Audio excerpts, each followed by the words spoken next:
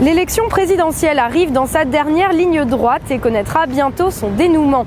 Ces dernières semaines, nous avons traité ici des différents thèmes, santé, travail ou agriculture, au cœur de la campagne. Mais au-delà de ces aspects qui exigent des réponses précises, c'est un modèle cohérent de société qu'il importe de penser ensemble.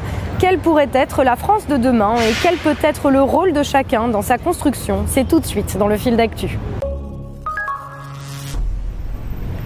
Penser la France de demain, c'est déjà s'inscrire dans une histoire, celle d'un pays étant le fruit de 2000 ans de construction, de déplacements de population, de combats également, dont l'édification en tant que nation est devenue effective autour des valeurs de liberté, d'égalité et de fraternité, quand les gens ordinaires qui composent le pays ont décidé de devenir citoyens, acteurs d'une vie politique qui jusque-là ne concernait qu'une petite aristocratie. Cette France que chaque candidat à la présidentielle prétend aujourd'hui incarner, c'est avant tout les gens qui la composent, rassemblés par des idéaux de démocratie et de justice et par la volonté de vivre ensemble. Mais très loin de ces idéaux, pas besoin d'avoir fait l'ENA pour voir que la France d'aujourd'hui, dont les valeurs ont été confisquées et détournées au profit de quelques-uns, va très très mal. Sommes-nous heureux dans un pays où des centaines de milliers de personnes que nous croisons tous les jours dorment dans la rue? Sommes-nous heureux dans un pays où une toute petite minorité de personnes concentre l'immense majorité des richesses et les font fructifier dans des paradis fiscaux, tandis que nous sommes des millions à galérer pour boucler nos fins de mois? Sommes-nous heureux dans un pays où de plus en plus de monde connaît des difficultés à se nourrir, à se soigner, à se loger, à payer la cantine de ses enfants, alors que la richesse produite dans le pays n'a jamais été aussi importante? Sommes-nous heureux quand nous sommes tous de plus en plus isolés, stressés, contraints de mettre nos rêves et nos aspirations de côté? Quand toutes les structures collectives, les services publics, les associations de villages ou de quartiers, les petits commerces ferment les uns après les autres? Pourtant, les Français ne demandent pas la lune. L'immense majorité des Français ne cherche pas à accumuler des biens matériels à ne plus savoir qu'en faire au détriment des autres. L'immense majorité des Français, face aux situations du quotidien, quand un proche est malade, se retrouve au chômage ou se fait harceler par son supérieur hiérarchique, se serre les coudes, se montre spontanément solidaire et est prêt à partager le peu qu'il possède. Et l'immense majorité des Français ne ménage pas ses efforts, est prêt à travailler sans compter ses heures, pour lui-même, pour les autres et pour le pays, pour peu qu'il voie un sens à son travail. Et le sens, c'est peut-être ce qui manque le plus aujourd'hui.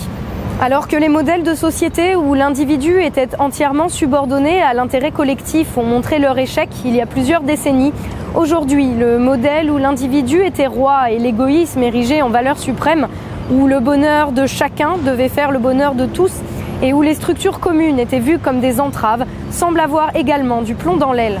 Un nouveau modèle où l'individu et le collectif, le chacun et le tous fonctionnent ensemble, voilà peut-être ce qui manque aujourd'hui. Voilà peut-être ce qu'il nous faut construire, voilà peut-être la plus grande tâche de notre époque. Quelle France voulons-nous ?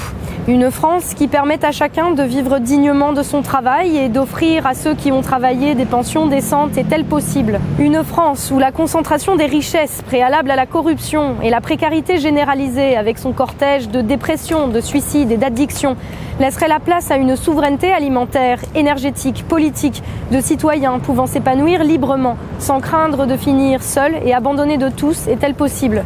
Une France faite non pas pour une minorité qui a accumulé l'argent sur notre travail, mais faite pour les gens qui la composent, garantissant la possibilité de produire et de consommer mieux, offrant à chacun les mêmes chances en plus des mêmes droits et permettant à chacun de vivre dignement ses projets dans une perspective commune. Est-elle possible? La patrie France, entendue comme communauté qui protège chacun, offre à chacun les meilleures écoles, les meilleurs hôpitaux et la possibilité d'élever ses enfants dans les meilleures conditions.